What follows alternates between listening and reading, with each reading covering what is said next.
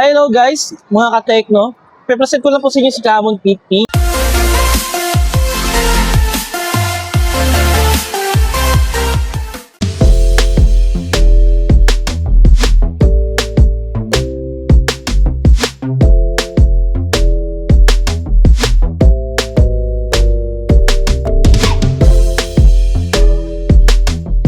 Ultra 5G.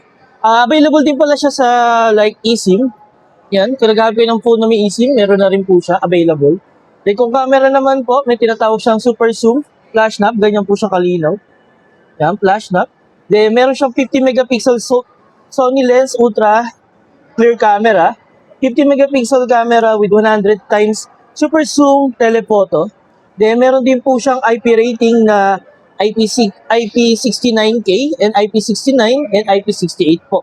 Yung kinaganda sa kanya, ang kanyang processor po ay naka-Dimensity 7400 na po. Ayan po, para sa kanyang specs. Tapos, meron tayong mga variant na 8GB RAM 256, meron din 12256, at may pinakamataas tayo na 12512.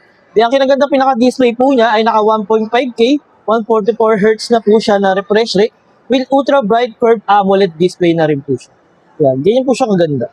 Marami siyang AI features like AI features, pwede din yung mga AI photo lens, AI free writing, AI notes. Pwede na rin po siyang by circle para mag-search. Yan. Tapos, search nyo lang po yung gusto nyo. Sasabihin sa kanya ng Google kung saan nyo po siya mabibili or masasearch yung mga movie po natin. Meron din na po siyang dual camera. May art, na rin po siya tinatawag na art gallery. Kung gusto mong gawing art gallery picture. Then, meron din po siya tinatawag na, ito na nga po, yung kanyang dual video. Yan. Pwede pong ganyan, pwede pong magkabaliktad, or pwede yung like, pang-vlog, pang-floating.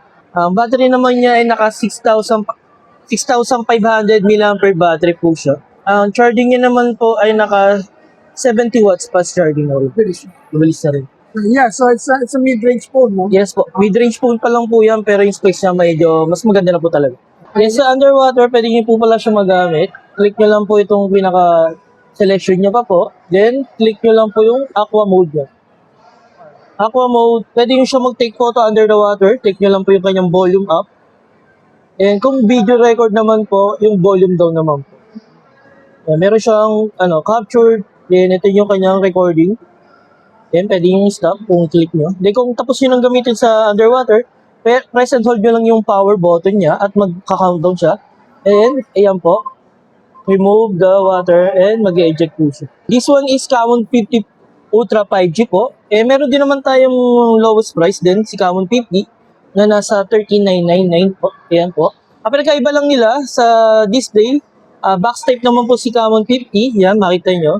Din si Camon 50 Ultra 5G po ay naka-curved display naman po siya. Then, sa processor naman po, ito yung naka-Dimensity 7400. Ito naman po ay naka-Helio G200 naman po siya. Pero sa camera, all the ones specs pares lang po talaga sila. Pati po sa IP rating.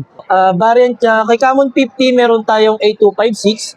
Tapos kay Camon 50 Ultra 5G, meron tayong tatlong variant.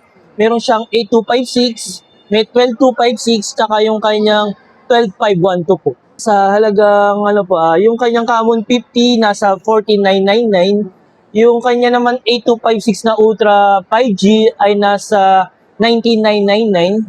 Then yung 12256 naman po niya ay nasa 21,999. Then yung kanyang 12512 na Ultra 5G ay nasa 25,999 po. Visit nyo lang po dito sa kiosk namin sa Techno Kiosk, Robinson Gentry. Third floor lang po at hanapin nyo lang po ako para may assist ko po kayo ng maayos. At may mga exciting freebies and discount pa po tayo na may bibigay po sa inyo. Any payment, pwede naman tayo sa cash, Gcash. Kung gusto nyo po mga like installment, ito ay Home Credit, Skyro, Billy's, pwede tayo. Salmon.